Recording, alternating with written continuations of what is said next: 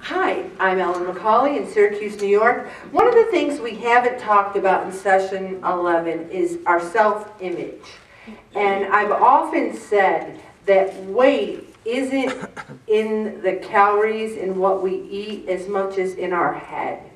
It's what we think about ourselves, what we think about ourselves from the day we were born up to this point in our life, what we're dealing with. And there's so many people who are kind and loving, but they have so much self-hatred and self-criticism.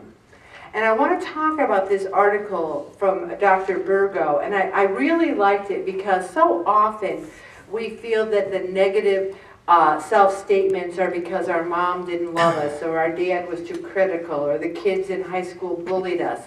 But he makes the argument, and I tend to agree with him, that we're our own worst enemy. It doesn't matter. Your mother could say, my mother, you're the best. No one's better than you. She says it to me now when I'm feeling down. She's like, oh, you're the greatest. Any kind of self-negative feelings I have, pretty much my own. So we think we should be able to master things quickly and easily. Why can't I be at my goal weight? Why do I want to eat Peeps when I know it's just this sugary thing covered in yellow sugar, you know? I don't know what else to call Peeps, a sugar covered in sugar. But why do we want them? And then we think it shouldn't be frustrating. We should be able to come to Pray It Up every week, leave, have a perfect menu, and exercise like crazy, but we get frustrated because it's hard. Then we want to be the best at what we do, and anything else has no value. Many people come here every week, and they just beat the crap out of themselves. Why do I keep coming to Pray It Up? I never lose weight. Ellen's going to kick me out. Ellen must think I'm a loser.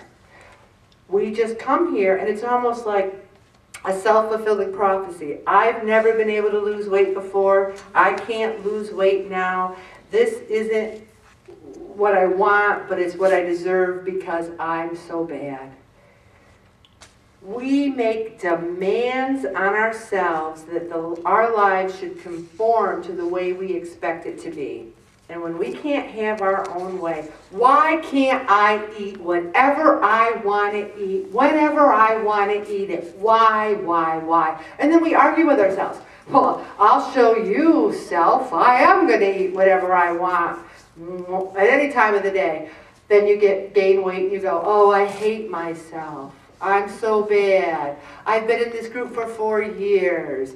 And why do I even bother? Or I quit the group. I rejoined the group. I'm just crazy. And it just goes on and on and on. It's like a yo-yo of, then you have this glimmer of hope. Well, maybe I can do it. Maybe I can do it. And you have a good 1 week. And then you go back. See, I knew I couldn't do it. Self-criticism and self-hatred thereby transform into anger. My anger. And not a negative self-statement from somebody else or that was internalized from the outside. You get mad at yourself. And some people even get mad at me. They're mad at me. Oh, if Ellen only understood that my life is tough, and how dare she tell me that I need to move more. She has no idea what my life is like. It's easier to get mad at me sometimes than to be mad at yourself. And you know, I think no one would ever say that I said to anybody, what? You gained weight this week? Get out. Get out. I don't want to even see your face. Get out of here. I've said, oh, a couple of ounces, ooh, a couple of pounds, need to get back in the saddle. I try not to be judgmental because I am a member too. I know how hard it is. But I know, too, that people define themselves by their weight. They go to their table, they're mad, and then some of them say, I'll do better next week, I'll do better. And then you don't sometimes, and then you beat yourself up some more. And sometimes we validate our whole existence by what we weigh. I lost a pound, my life is good. I gained a pound, my life is bad. One of the things that I always do is I validate my existence and think I'm valuable by how busy I am, by have I done enough today? Have I done everything I was supposed to do. God forbid I sit around. Like, I have this whole sanctuary room with this, like, lounging couch. I don't know what they're called, a fainting couch that I got at a garage sale. It's so great. It was like brand new, really nice. I've never laid on that fainting couch and read a book. That's what it's for. I have all these books by it. I've never done it. Because how could I validate my existence if I'm lazy and lay on the fainting couch and read a book? So we look at different areas of our lives. It might not be the weight. It might not be where you define your value or your existence. But let's say you're having trouble at your job, and that's where you defined your existence or your value.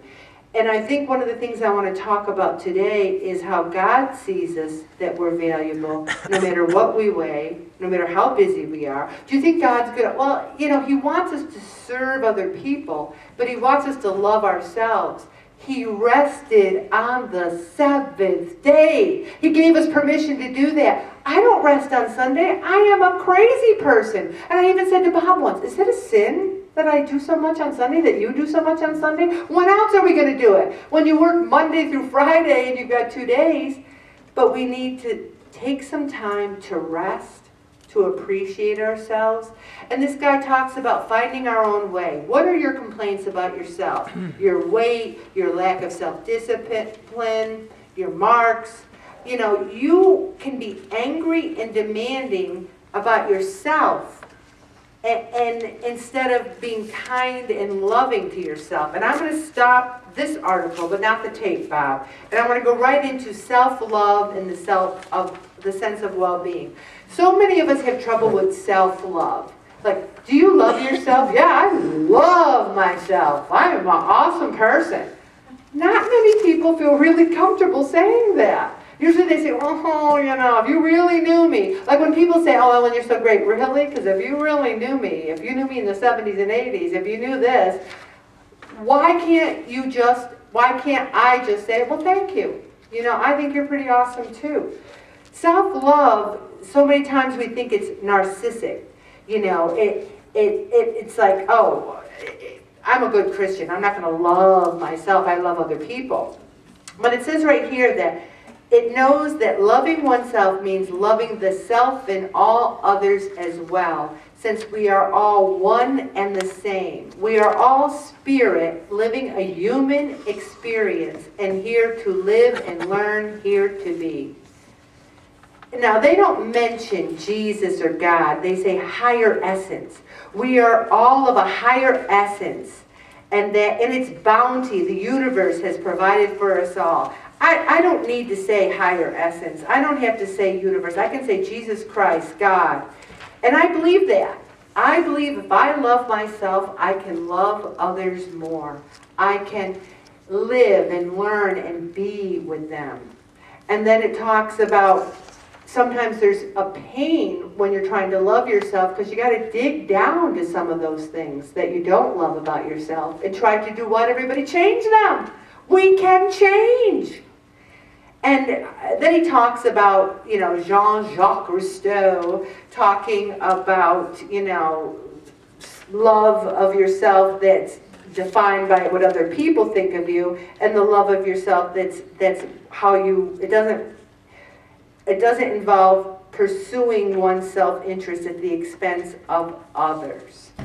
That's not the kind of self-love I'm talking about, where you mow over other people, or if you're in a sales situation. I was in sales my whole life. And there were times where I'd be trying to sell a product to someone and they really didn't need it. They really couldn't afford it. It wasn't a good fit for them. But I had to pay the mortgage, and I had to pay the bills. But I always erred on how I could sleep at night, and it never disappointed me. I would say to people, this really isn't for you. How about this? Maybe another time. Because if you start looking at your own self-interest, especially in a job like sales, and we could get that for many other jobs you have here, finance, banking, if you don't have people's best interests, it isn't going to help you. Also, when you are in a state of harmony with one's world, you feel better about yourself. I want to read this. Self-awareness of all my feelings includes the defensive and destructive ones. Through efforts to disengage from my defenses in a quiet state of quiet, I feel whole within my body and in harmony with my world. So often we don't feel good about ourselves when we get angry or when we get upset. Sometimes people will upset us. And one of the things I've done lately that's really helped me is, let's say someone upsets me and they're really being mean. I think to myself, they're not as far in their journey as I am. I'm farther along in my relationship with God. I'm farther along in my life. So instead of getting upset or angry with them, I think they're just not where I am in my journey. And that's really helped me. I want to be at peace. I want to be at peace with myself and my world. And where does that peace start, everybody? Right here, right there. I'm going to stop, Bob.